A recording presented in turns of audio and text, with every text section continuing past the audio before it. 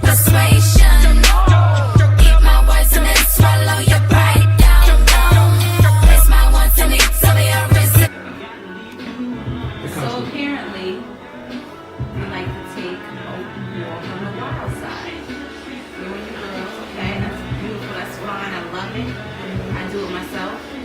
But I want to know, how do you separate? This is a very important question. How do you separate class from trash, the classy from the trashy? How do you maintain your respect? Well, first, I mean, you have to have a certain level of respect for yourself. You know what I mean? It's alright to walk that fine line, but with your morals and values, you know, in mind at all times. Okay, so I have another question.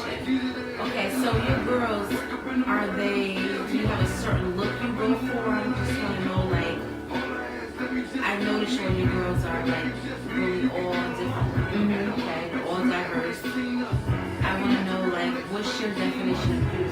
How do you, and another thing, after you answer that, I want you to tell me, how do you instill that beauty, like, to make sure your girls recognize their beauty and understand their beauty?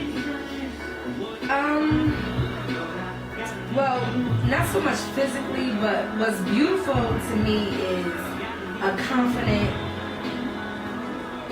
positive person. You know what I mean? Like, not to sound cliche, but it goes deeper than the physical appearance. You know what I'm saying? So they're all very diverse. I kind of pretty much let them do their own thing. Like, the ladies that are selected because they are, to me, that complete package. You know what I mean? Okay, I'm sorry, I don't mean to interrupt you. What is the complete package? What is it? Like I said, what I'm going for, I want a woman that's confident, that's talented, and that's just pretty much sure of herself. You know what I mean? Once you have the confidence, that pretty much molds and shapes everything. You know what I mean? That defines you in this group. That's what makes the sex appeal. So how do you, confidence is really important. I understand that 100%. Just being a woman, you have to be confident to even make it in this world. Exactly. So what is some advice that you give your girls, you know, when you go through what is your relationship with your girls? You know, I know you have to have a special type of relationship with them. And, you know, things are hard, you know, trying to maintain your class, trying to, you know, make it in this world as a woman. You know what I'm saying? And you're trying to get them to express themselves, right, and be confident, and, you know, perfect their craft all at once. So what's some advice that you give your girls? I mean, some of them I've known for a very long time. You know, some of them I used to be their teacher, their dance instructor growing up. I mean, the other ones I've known from dancing. You know, a lot of them I'm close to in the dance world, but we all have a certain level of respect for one another. We all recognize each other's grind, you know what I mean? And I don't really have to give them that much advice when it comes to, what I ask them to do is to own who you are. That is what's sexy. That's what's confidence. Is knowing who you are. I'm not asking you to be me. I'm not asking you to have my swag. I don't want yours. You know what I mean? But when you know who you are as a person, when you can define yourself, that's sexy, that's appealing, is confident, and that's the type of woman I want representing VENOM CHATTE. And that right there, my ladies, excuse my men right now, but my ladies right there, if every woman felt like that, if every woman followed that advice and tried, we'd be a better fucking gender. I'm telling you, it's not enough. It's not enough women, you know, just recognizing their qualities. Definitely. I know confidence is really important. And I want to say this to you, like, you're a very beautiful girl.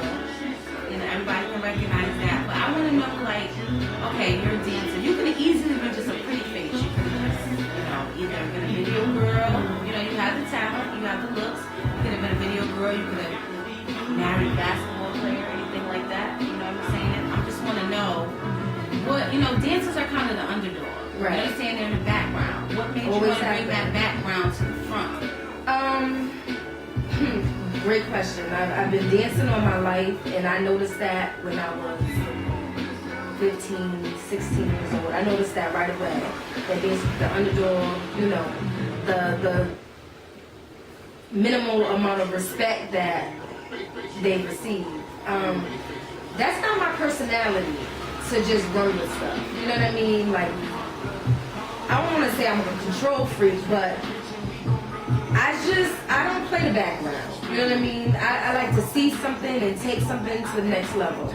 And I'm usually a team player, but this is the first time I can honestly say that I'm taking on the leadership role, you know, and starting this company with no excuses. I feel like for a while, my reason for not doing so was maybe fear of failure or maybe fear of success, but I'm doing it and it's gonna be done because one thing about me is I'm gonna give 150%, not 100%. I'm gonna make sure that you leave with a good taste in your mouth. So, expect the best. I understand that. That's beautiful. So, who are some of your inspirations? Who are some of these people that gave you the drive, gave you the motivation that you want to advocate for?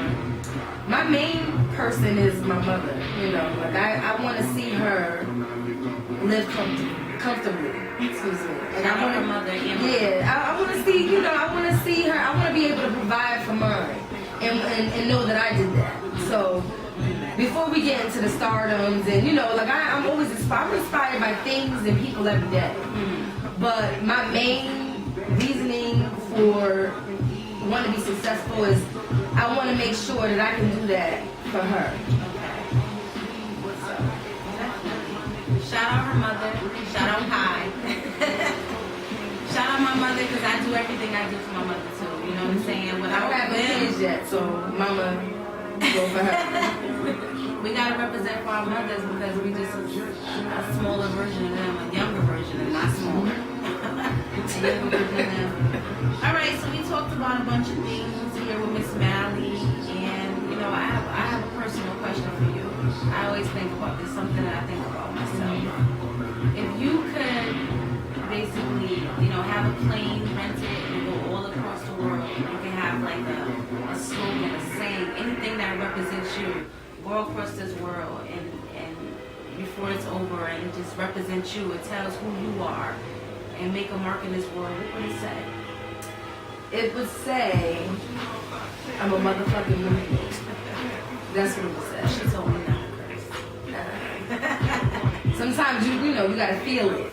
I am a motherfucking movement. I'm here to stay, I'm gonna give 100%.